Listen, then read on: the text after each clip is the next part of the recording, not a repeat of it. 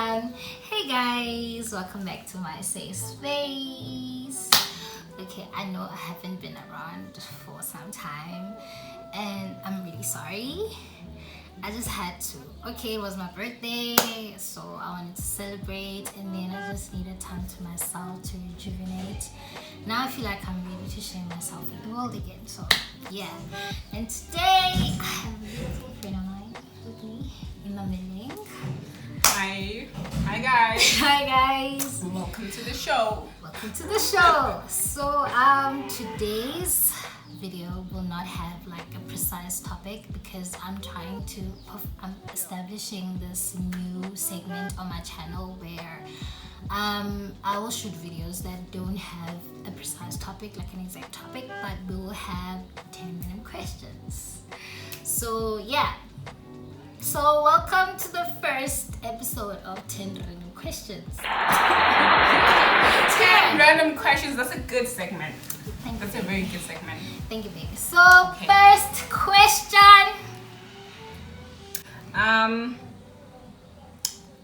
can you describe falling in love? We're getting down to like the nitty-gritties, the gruesome stuff, okay? How can I describe falling in love? I don't know. I think I once wrote a piece about not like falling in love, but like where Emameleng like described how falling in love with this one person felt like, and I basically described it. Okay, I compared it to like falling in quicksand. In quicksand. Yeah, when you like in quicksand and like they try to get up. The more they try to get up, the more it pulls them in. That's how I am when I'm falling in love, because I always fight it. So like, no, I don't want to fall in love with this person. I don't want to do this. And like the more I fight it, the more I just fall in love. The hard wants what it wants. The hard wants what it wants, bro. But it's always kind of nice because you're kind of excited whenever you see them and like they make you feel good. So it's kind of nice. It's kind of nice. It's a lot. It's overwhelming. I think once you're in love and like you've accepted the good you're in love, it's very different. But when you're falling in love and you're like fighting the feeling. Oh, well, you're fighting the feeling, and I never really noticed when falling in love until like I'm there, and I'm like, shit, I did this to myself. Yeah. Why? You have to answer. Yeah. Falling in love. It's beautiful. It's very beautiful. It's very freeing. It's like okay. Yeah, it's like freeing in the sense of, okay, if you're falling in love, right, you're not, in your case, you fight it, right? You fight it. That's you. I fight it. But like, for me, falling in love is like very beautiful and very freeing and very, it's just so bearing, That is so true. I should start looking at it like that. Yeah, because you basically so bearing in a way that you probably wouldn't be so bearing on any given day.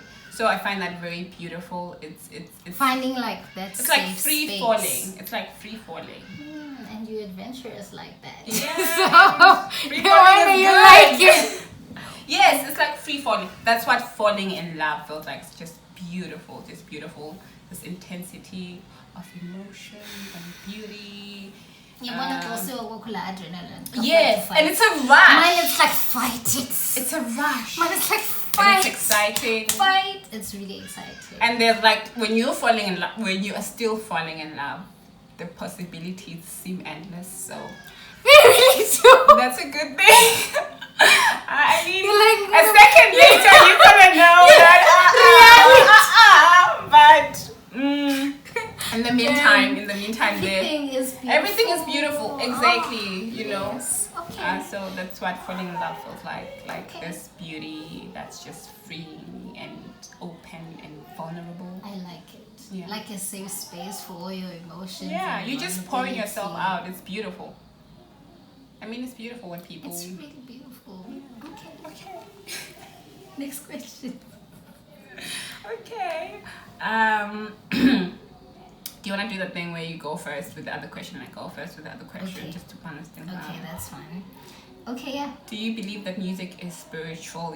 Yes. Yes. Of course. Of course. Of Music course. is spiritual. Of course. That's the only reason we listen to music.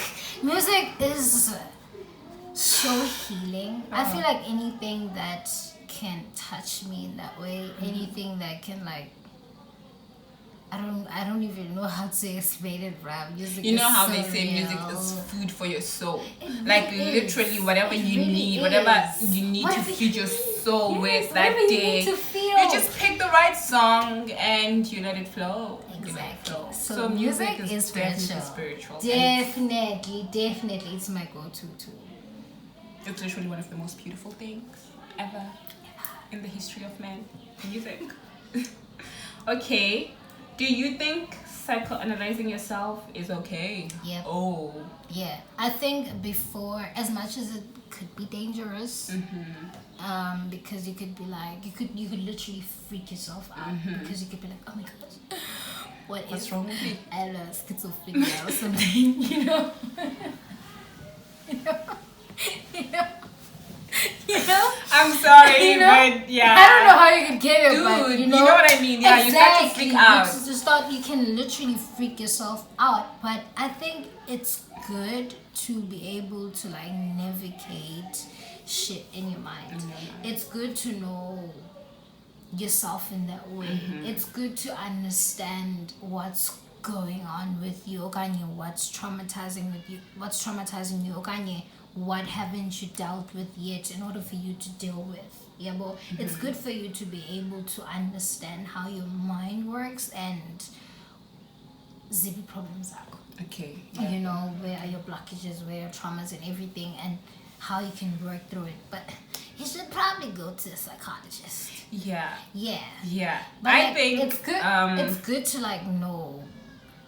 I feel like your way around your psychoanalyzing mind. is a very heavy. It's a very word. heavy. It's very word. intense. I highly recommend, not even recommend, you should definitely always self-introspect, you know. It's always good to be honest with yourself about how you feel, how you see the world, you know, your perspective and everything. So I think introspection is good, but psychoanalyzing yourself, like you said, it can be very dangerous to do, you know, because you can jump into conclusions, misdiagnose yourself, you know. But introspection, it's good because you get to see, oh, this is where I'm lacking, this is what I'm good at, this is how I feel, this is how I see the world, maybe this is what I need to change. Also, if maybe you have like a history of people with like mental illnesses in your family, you know, when you introspect, you're gonna bring that into the equation. You know what, okay, so there's something like this, maybe I should go see someone, you know. Then you get the right diagnosis. So I feel like you should do more introspecting than psychoanalyzing yourself. I think so too. As much as I think it's good, but I think so too. And also, you know, there's this saying that sometimes you feel like you're depressed or you're anxious, but it's just a matter of who you surround yourself with. Ooh. So that's what Sigmund Freud said. And you know. Yeah, that's what he said. Okay. So if he says and that, he's like the godfather of psychoanalysis. Exactly. So of course he knows don't just best. diagnose yourself. Go see someone who's gonna help you figure your things out. Okay. Have another question. What is happiness? Oh my god. I think happiness is very subjective, okay? But I think for me, you know, happiness for me, okay, is freedom. I know freedom is very, like freedom to make, broad. Freedom to make my own choices. Freedom to express myself in whatever way that I want. Like I wouldn't want to have people around me who would try to like change me into something that I'm not, or who would put pressure on me to do things that I don't want to do. I want to be in spaces that welcome me as I am. I'm not saying that I don't want to get out of my comfort zone and learn new things. Of course I want people who will teach me new things, you know, but I want people who will accept me and let me be the person that I am and understand that I am myself outside of you. So obviously my I'll take decisions that are different from you sometimes. Yeah, like we are not the same person. So happiness for me is first of all freedom to do whatever I want, and safety in myself, within myself. First of all, I have to feel secure within myself, and money. Yes. To get safety, I'm like, Yes. I don't think I would ever feel okay. I would Money. but money, okay, it really makes me happy. Is that and your like answer? Your final? being Is that your final answer? No, Like, that's like after everything that I've said, bottom line, happiness money. is paper.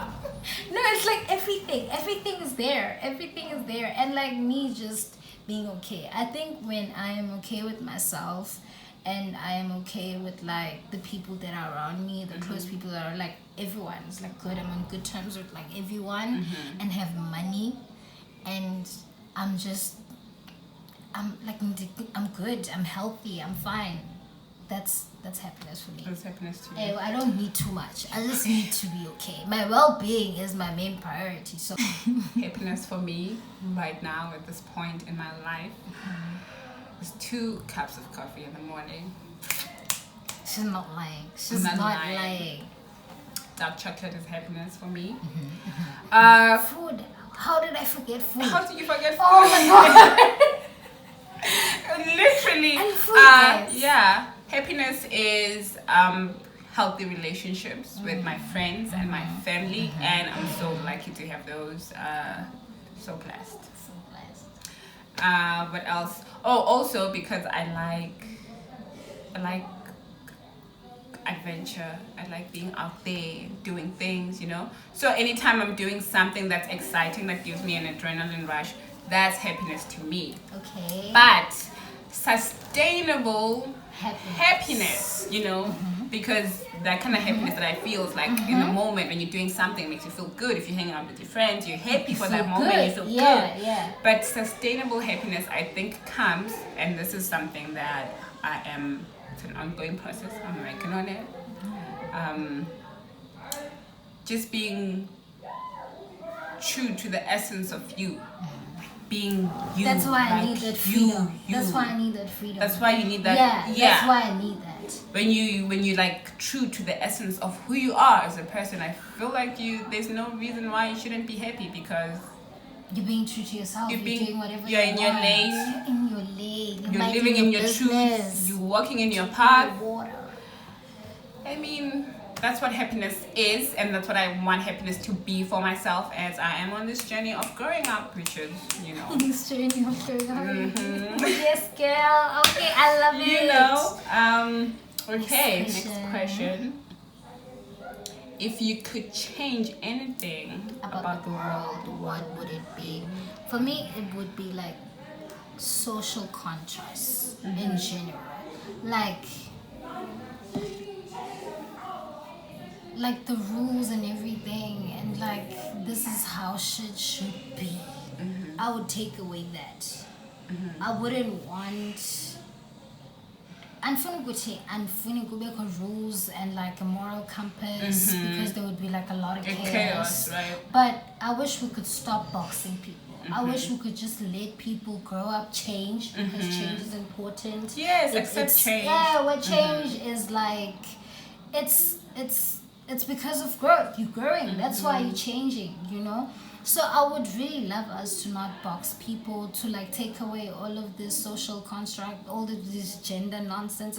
Like if you align with that, if that's what you want in your life, that's okay. Yeah, but if you are comfortable with knowing Guti, in the world there's only black and white, and there's like boy or girl, and like no. If that's how you want your life to be, that's great.